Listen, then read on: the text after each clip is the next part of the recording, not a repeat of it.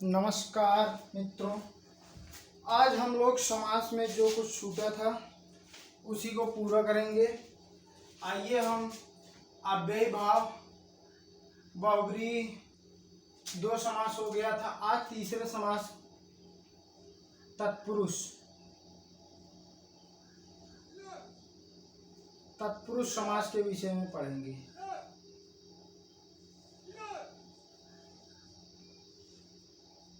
सभी समासों में सबसे महत्वपूर्ण समास माना जाता है और ये संस्कृत में देखा जाए भेद के माध्यम से सबसे बृहत है।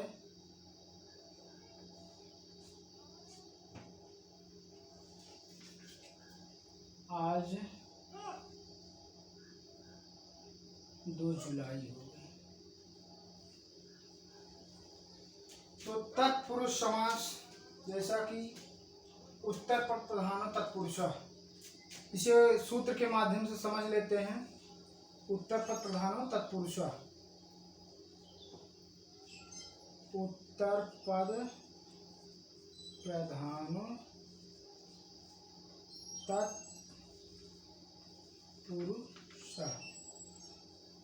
उत्तर पद प्रधानो तत्पुरुष।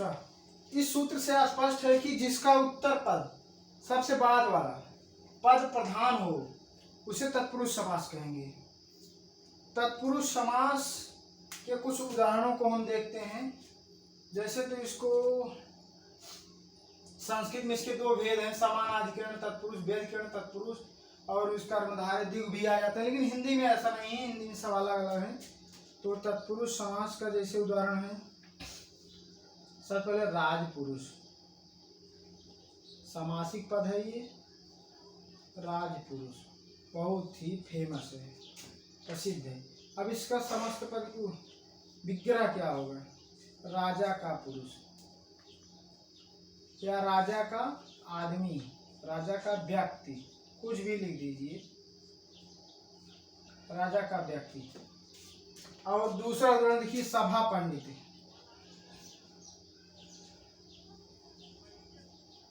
सभा पंडित,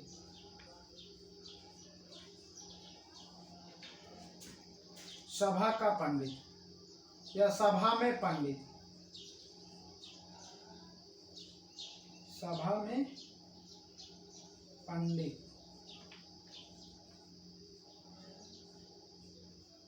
सभा में पंडित हो गया। इसी प्रकार से हिंदी के तो हमें बहुत उदाहरण नहीं पता है, लेकिन संस्कृत जिसे हरिणा प्रातः, प्रथमा द्वितीय तृतीय चतुर्थी, जिस प्रकार से कारक के चिन्ह बदलते जाएंगे उसी प्रकार तत्पुरुष के उदाहरण द्वितीय तत्पुरुष, तृतीय, चतुर्थी, पंचमी, षष्ठी, सप्तमी और अन्य तत्पुरुष में भी बहुत सारे आते हैं। इस प्रकार से इसके हम 2 उदाहरण अभी स्पष्ट करते हैं। राजपुरुष, राजा का व्यक्ति या राजा का पुरुष, राजा का आदमी, जो भी लिख सकते हैं। सभा पंडित, सभा में पंडित, सभा का पंडित, दोनों भी हो सकता है, सभा में जो प्रधान हो। इसी प्रकार से आते हैं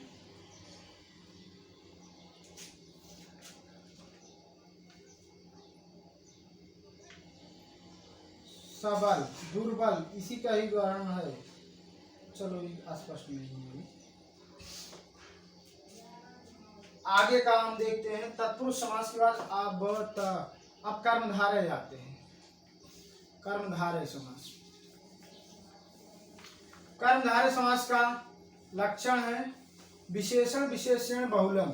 इसमें एक पद विशेषण होता है, एक विशेष होता है, और विशेषण विशेष से नियत होते हैं। विशेषण विशेष का तात्पर्य जैसे कृष्ण सर्पा, सांप जब तक रहेगा तब तक उसका कालापन नहीं जाएगा, और कृष्ण सर्पा हो गया, और नीलांबर हो गया, नील लोहिता हो गया, और कर्मधारय समास,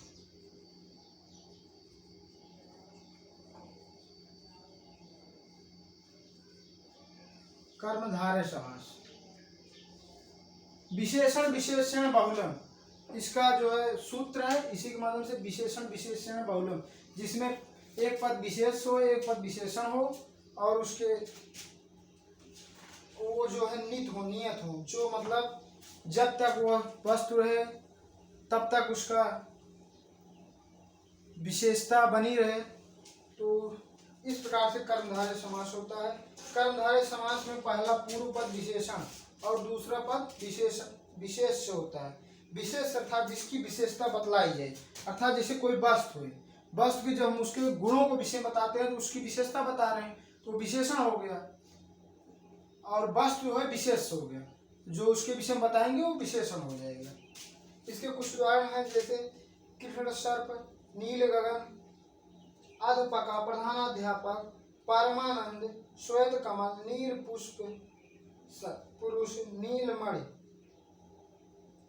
इसके दो प्रकार से भेद है, एक उपमेय अथवा उपमान भी होता है। जैसे जहां पे हम कह रहे हैं एक पद, पहला पद विशेषण होता है, क्या होता है, जैसे विशेषण हो गया एक पद, दूसरा पद विशेष हो गया। इसी प्रकार से विशेषण विशेष जैसे हो गया, इसी प्रकार से उपमेय उपमान होता है। इसमें एक पद या प्रथम पद उपमेय हो गया, दूसरा पद उपमान हो गया। इस प्रकार से इसके कुछ उदाहरण देखिए, जैसे कृष्ण सर्प,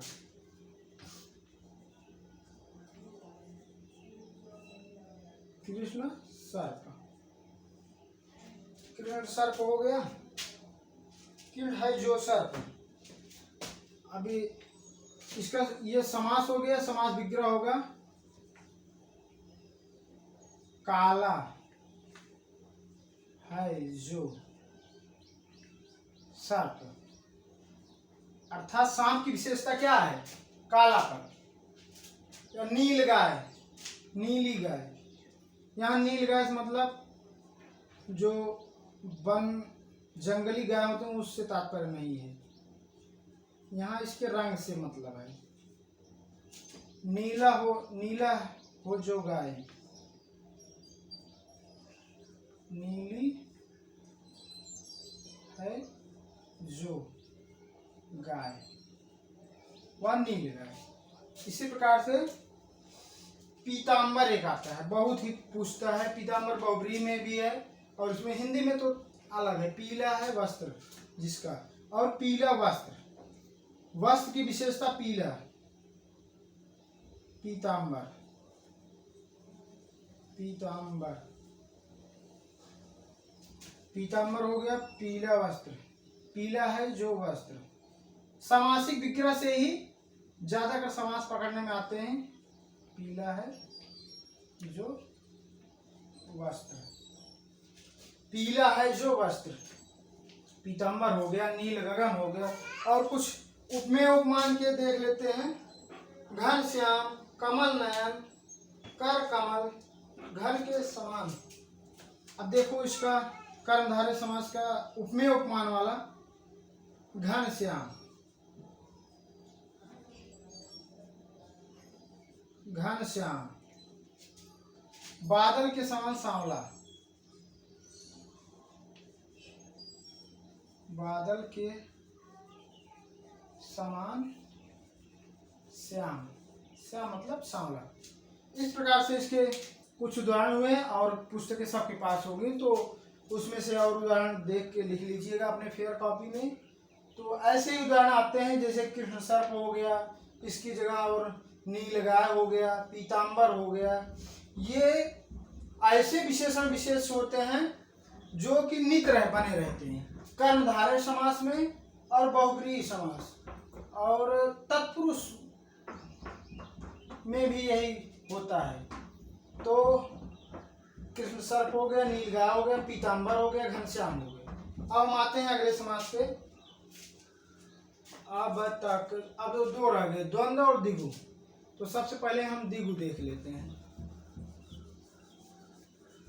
अभी पढ़ा रहे हैं, बाहर रहो। दिगु समास,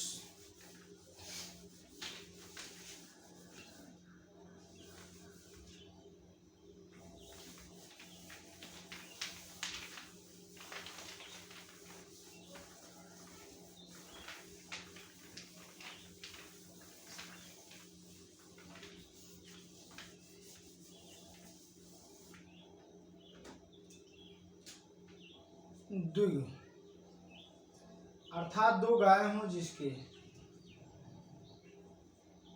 द्विगु समास, द्विगु शब्द में खुद ही द्विगु समास है। द्विगु का अर्थ है, इसके सूत्र से पता चलेगा, संख्या पूर्व जिसका प्रथम पद संख्यावाची हो, संख्या,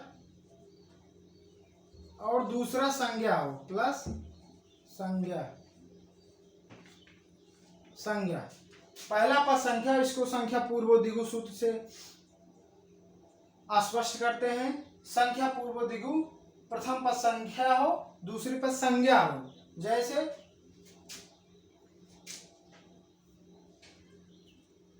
त्रिभुवन, यह एक समूह का द्योतक या सूचक होता है। जैसे त्रिभुवन का समास विग्रह होगा तीन भुवनों का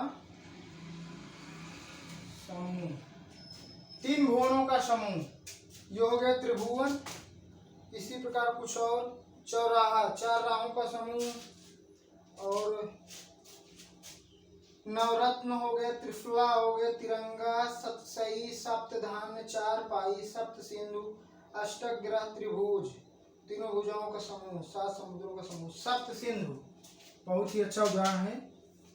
सप्त सिंधु, सात नदियों का समूह, सात नदियों का समूह। इसी प्रकार से सप्त सिंधु, त्रिभुवन, त्रिभुज, त्रिभुज देख लीजिए, तीन भुजाओं का समूह, अर्थात जिसमें तीन भुजाएं हों, तीनों ओर से मिली हों, उसे हम त्रिभुज कहेंगे। तीन भुजाओं का समूह। अब ये जहां पे समूह लगेगा, इससे भी स्पष्ट होता है कि द्विगु समास है, और इससे भी, इसके सूत्र से भी स्पष्ट रहेगा कि संख्या पूर्व द्विगु। प्रथम पद संख्या, त्रि हुआ तीन, सप्त सात हुआ, त्रिभुज तीन, और द्वियमुनम नहीं, ये तो अब बाद में जाता है। इसी प्रकार से चौराहा हो गया, चार राहों, चार रास्तों का समूह। इस प्रकार नवरत्न, नवरत्नों का समूह हो गया, और त्रिलोकी, तीन लोकों का समूह। त्रिभुवन तो लिखा ही गया है, और पंचपात्र, पांच पात्रों का समूह। इसी प्रकार से बहुत सारे इसके उदाहरण हैं। तो हम अगले समास पे आते हैं, जो सबसे लास्ट है द्वंद्व। दो पद प्रधान द्वंद्व, इसका सूत्र है, और सूत्र परिभाषाओं पर ही निर्भर होता है। परिभाषा के माध्यम से सूत्र गढ़े जाते हैं, और सूत्र छोटा होता है, इसलिए सूत्र हमें जल्दी याद होता है, देर तक याद रहता है। सूत्रों के माध्यम से ही हम इसकी परिभाषाओं को और इसके लक्षणों को स्पष्ट करते हैं।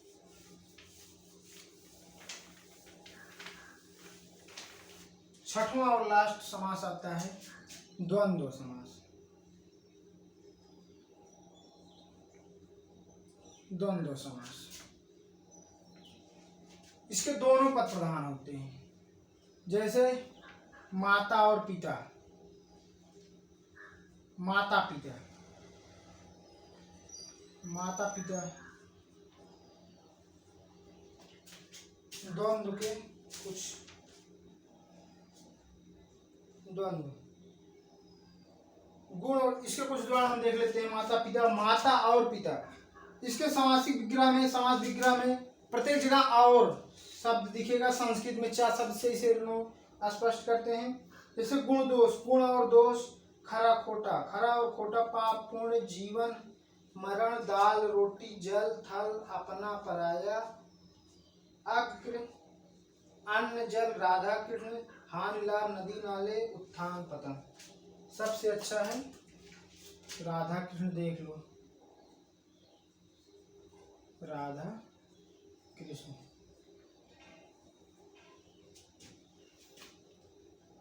और गुण दोष, इन्हीं को हम स्पष्ट करते हैं। माता और पिता, इसके दोनों पद प्रधान हैं।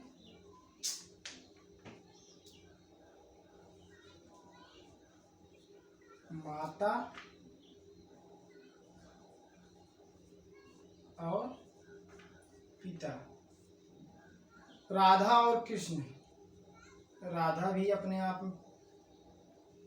में प्रधान है और कृष्ण भी अपने आप में। राधा और कृष्ण, गुण और दोष। इसी प्रकार से आगे भी उदाहरण ऐसे हैं, जितने भी दिए गए हैं सबको एक बार देख लीजिए, और जो मुख्य मुख्य लगे, जैसे हम 3 लिखा दिए हैं, 3 और बढ़ा के 6-7 उदाहरण, एक समास के 6-7 उदाहरण पर्याप्त हैं परीक्षा के लिए। तो ये द्वंद्व समास सबसे लास्ट में। द्वंद्व समास की परिभाषा होगी कि जिसके दोनों पद प्रधान हो, और दोनों पद प्रधान हो उसे द्वंद्व समास कहते हैं। इसके कुछ उदाहरण हैं। माता पिता, माता और पिता, राधा कृष्ण, राधा और कृष्ण, गुण और दोष, गुण दोष, गुण और दोष, और अपना पराया, अपना और पराया। सभी समास विग्रह में इसके और शब्द जुड़ जाएगी, जिसे पाप पुण्य, पाप पुण्य, पाप और पुण्य, पाप और पुण्य। इस प्रकार से हमारा समाज का टॉपिक जो होता है पूरा होता है। अगले दिन हम, संधि अभी नहीं हुई है, देखते हैं अगले दिन कौन सा हाई स्कूल के सिलेबस में है। तत्सम अगले दिन देखेंगे, शब्द रचना के तत्व में कौन सा छूटा है, और हम ऐसे ही एक टॉपिक को धीरे धीरे पूरा कर देंगे। और ठीक है, तो आज यहीं पे हम रोकते हैं।